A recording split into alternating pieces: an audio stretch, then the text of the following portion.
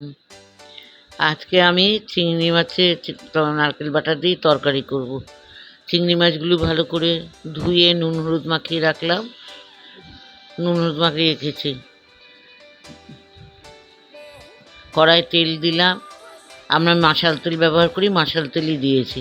তেলটা গরম হতে দিয়েছি, তেলটা গরম হচ্ছে। এখন চিংড়ি মাছগুলো তো হলুদ মাখিয়ে রেখেছি, মাছগুলো ছাড়বো। পাশে আমি একটু মশলা করে রেখেছি, আধখানা পেঁয়াজ, আদা আর কাঁচা লঙ্কা পেস্টটা করে রেখেছি। আর এবার চিংড়ি মাছগুলো আস্তে আস্তে ছাড়ছি। চিংড়ি মাছ বেশি ভাজতে হবে না, অল্প অল্প করে ভেজে সাঁতলাবো আর কি। সাঁতলে সাঁতলে তুলছি, একসাথে তো সব দেওয়া যাবে না, অল্প অল্প করে দিয়েছি কারণ মাছটা অনেকটাই আছে। এই সাঁতলে তুলে রাখবো। আচ্ছা, ভেবেছিলাম করবো চিংড়ি মাছের মালাইকারি দুধ দিয়ে, কিন্তু নারকেলটা খারাপ।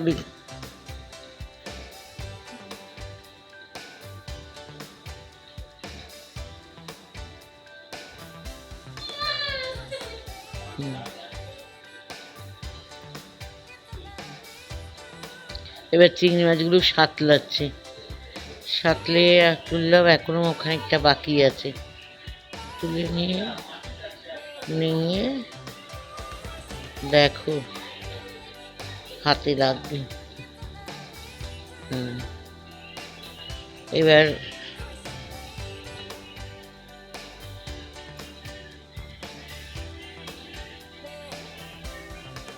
আর একটু বাকি ছিল কটা মাছ, সে দুটো আবার ছেড়ে দিলাম।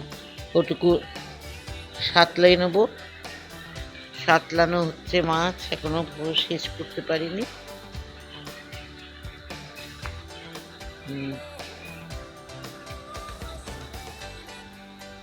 আর নেই, হয়ে গেছে। এইবার পুরন অল্প কটা রয়েছে, দেখতে পাইনি।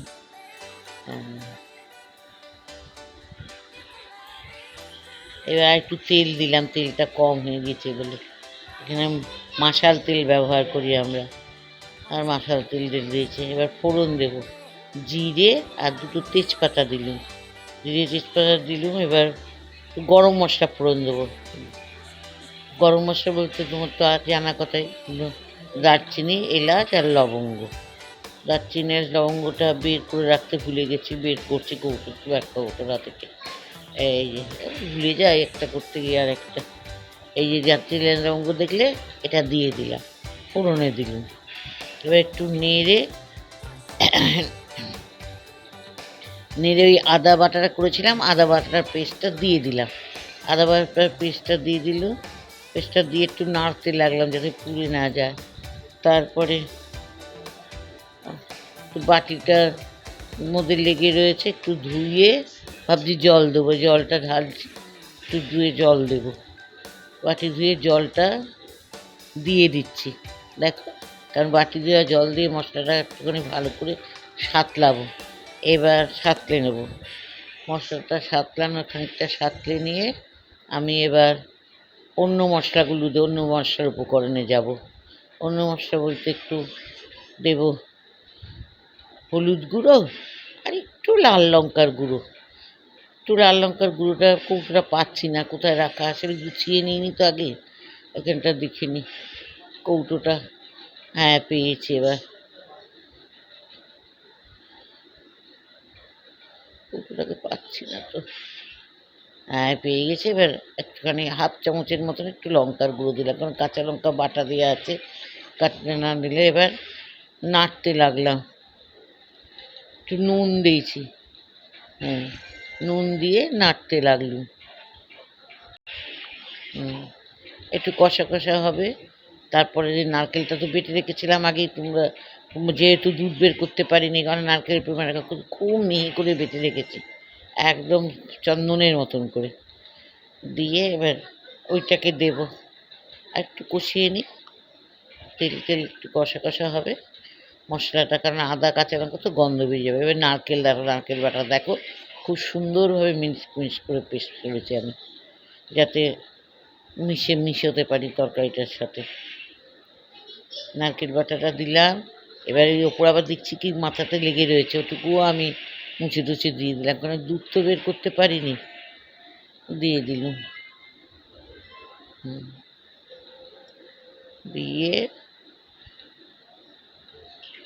দিয়ে দিলাম, দিয়ে এবার দেবো। ওমা, নাতনিটা দেখো না পাশে কেমন করছে, বলছে ঠাম্মি তুমি কি রান্না করছো? আমি বললাম, চিংড়ি মাছ রান্না করছি। ও বলে চিংড়ি মাছ খেতে চায় না, দেখি আজকে খায় নাকি আমি রান্না করছি। এই দেখো এবার চিংড়ি মাছ দিয়ে মশলাটা দিয়ে নারকেলটা বাটাটাকে সুন্দর করে মিশিয়ে কষাতে লাগলো। বেশ ভালো করে কষানো, কষিয়ে কষিয়ে কষাতে লাগছি। কড়াই দেখো খুন্তিটাকে উল্টে পাল্টে নেড়ে নেড়ে একটু মাঝখান ফাঁক করে করে দিয়ে এইভাবে কষাতে হয় মশলা। আমার শাশুড়ি মা বলতো মশলা কষানোর ওপরে রান্না নির্ভর করে। উনি তো খুব রান্নার ছিলেন, সবসময় সব রান্না করার সময় বলতে। তারপরে এবার একটু নুন দিলাম, চিনি দিলাম, নুন তো আগেই দিয়েছি। চিনি না দিলে তো আর নারকেল চুদ্দুর তরকারি স্বাদ আসবে না। ছেলে আমাকে বলল, মা চিনি আর দেবে না। আমি কি বলে তোমাদের স্যাকারিনের বড়ি এনে রেখেছি, চিনি আমরা খাই না। আর ঠিক আছে আজকে দিয়ে ফেলেছি, কারণ কিছু কিছু তরকারিতে মিষ্টি ছাড়া খাওয়া হয়ই না, আর এইসব তরকারিতে মিষ্টি লাগেই। আমি ঠিক আছে বাবা, এরপরে স্যাকারিন দেবো, আমি তো জানি না, আমি চিনিটাই দিয়ে দিই। এ দেখো কি সুন্দর তেল বেরোচ্ছে, তোমরা দেখতে পাচ্ছ। নারকেলের দুধ না হলে কী হবে, কিন্তু খুব সুন্দর তেল বেরোচ্ছে, রঙটাও ভালো বেরিয়েছে। এবার কষানোটা মনে হচ্ছে হয়েই এসেছে। একটু নুনটা দেখতে দিলুম, মিষ্টিটা বললো ঠিক আছে, তাহলে ঠিক আছে, একটু দেখে নিতে হয়, নইলে বুঝতে পারা যায় না, কারণ কোনটা কোন মিষ্টিটা নুনটা বেশি হলে তো বকা খাবো। নুন বেশি হলেই ওদের বাবা ভীষণ রেগে যাবে, বকা দেবে। কম নুন খান তো। এরকম না পাল্টে পাল্টে নারকেলটাকেও কষাচ্ছে, কিন্তু ওই নাড়ানোর মধ্যেই কষানোটা ভালো করে হবে। কষিয়ে মিষ্টি ছেলে বললো, মা একটু ঝালটা কম লাগছে, আবার একটু গুঁড়ো দিয়ে দিলাম। আমরা তো কাঁচা লঙ্কাটাই বেশি খাই, কাঁচা লঙ্কা বাটাটা দিয়েছি, বুঝতে এক একটা লঙ্কায় ঝাল কম থাকে, বোঝা যায় না কো। আমরা বড়রা খাও, একটু ঝাল হলে অসুবিধা হবে না। ঝাল বাড়িতে কেউ বেশি খায় না, আজকাল খাওয়াও উচিত না ঝাল। ওই আমি কাঁচা লঙ্কা।